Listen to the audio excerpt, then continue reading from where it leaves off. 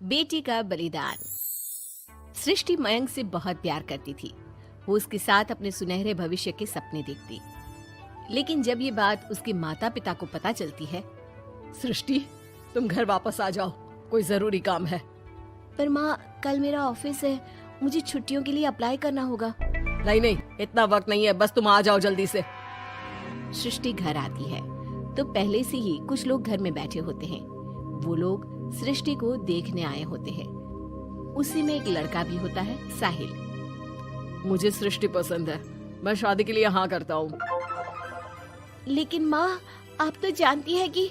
अरे चुप, कुछ मत बोल। सभी सृष्टि को चुन्नी चढ़ाकर चले जाते हैं। माँ, मैं किसी और से प्यार करती हूँ।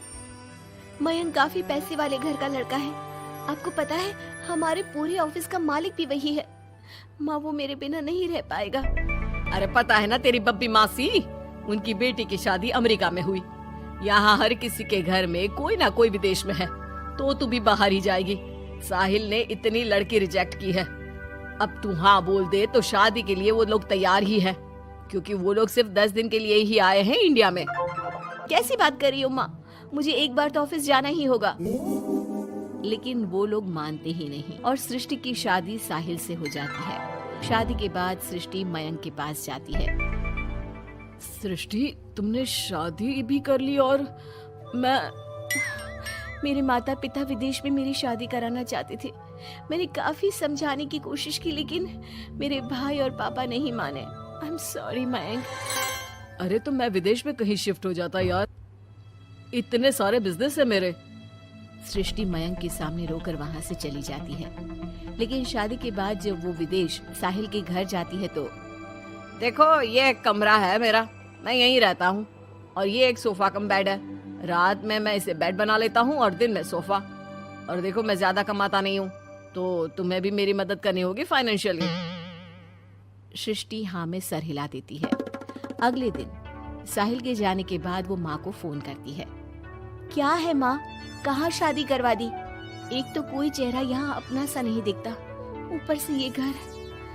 विदेश के नाम पर क्या कर दिया आपने माँ? साहिल यहाँ सेटल भी नहीं है। मयंक के तो कितने बिजनेस थे, आलीशान बंगला, नौकर चाकर। यहाँ तो मैं खुद नौकर बनकर रह गई हूँ। ये क्या किया माँ आपने? अरे क्या बताऊं बेटी, तेरे पिता ने जो कहा मैंने वही किया। अब जो कुछ भी है वो तेरी किस्मत है भाई, जैसी भी है। वहीं सृष्टि का भाई सारंग एक लड़की से प्यार करता है। माँ, मैंने शादी कर ली है निशा से। क्या? शादी कर ली? और वो भी निशा से? अरे उसके माँ बाप तो नहीं मान रहे थे ना। भाग्य की है माँ, अब वो अपने घर में और मैं अपने घर में। और कैसे बात कर रहा है? उसके पिता तो बड़े कमिश्नर है, उठाकर जेल में डाल देंगे तुझे। तभी तो किया है पापा, और ऐसे कैसे डाल देंगे जेल में? लड़की उनकी भी बालिग है। अरे पर बेटा, वो लड़की ठीक नहीं है। देखो, किसी लड़की के बारे में ये बात मत बोलो। तुम्हारा लड़का ठीक है क्या? काश मैंने सृष्टि की शादी भी उसकी पसंद से की होती, तो आज मुझे इतना रोना तो ना आता। अरे माँ, तुम उसकी बात पर मत आया करो ना। विदेश में है, जहाँ लोग जाने के लिए मरते हैं। हाँ, लेकिन छोड़ो और ये बताओ कि बहू को घर कैसे लाया जाए। सभी मिलजुल कर फैसला करते हैं कि वो लोग सारंग की बीवी यानी कि अपनी बहू के घर जाएंगे। सारंग, माँ और पिता वहाँ जाते हैं, जहाँ पर... बहन जी, अब तो बच्चों ने शादी कर ली है, तो आप लोगों का भी आशीर्वाद मिल जाता तो... पता चला हम लोगों को भी। देखिए, मुश्किल है कि हम उसे आप लोगों के घर भेजें। हैं? ऐसे कैसे मुश्किल है? और क्यों नहीं भेजेंगे? बीवी है वो मेरी, भेजना तो पड़ेगा ही। लड़के को बहला फुसला कर भगाने के आरोप में अंदर कर दे क्या? अरे देखिए साहब, इतना कानून तो हमें भी आता है। आपकी लड़की कोई नाबालिग नहीं है। तभी वहाँ निशा आ जाती है। रुकिए मम्मी पापा, सारंग में कोई कमी नहीं है। हम लोग इसे कोई बिजनेस खुलवा देंगे ना।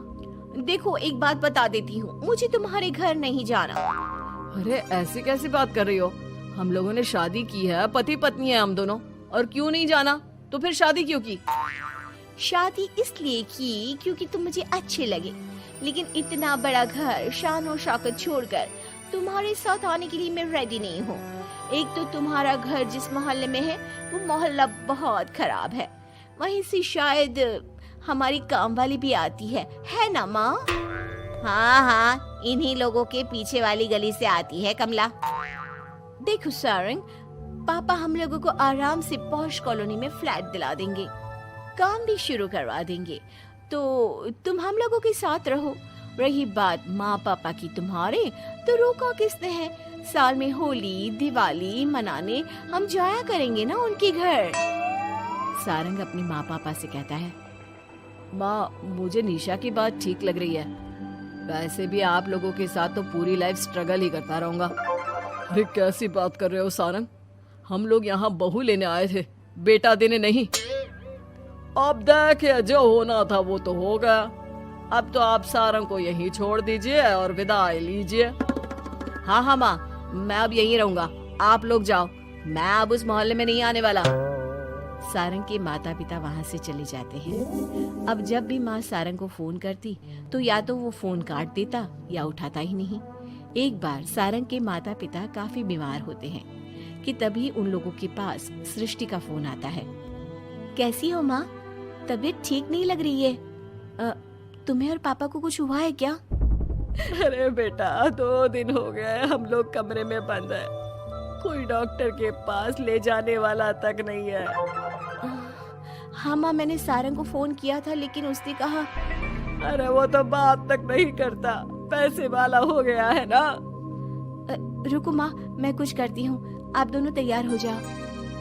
थोड़ी ही देर में उन लोगों की डोरबेल बजती है। माँ दरवाजा खुलती है तो सामने एक हैंडसम सा लड़का लंबी कार लेकर खड़ा होता है।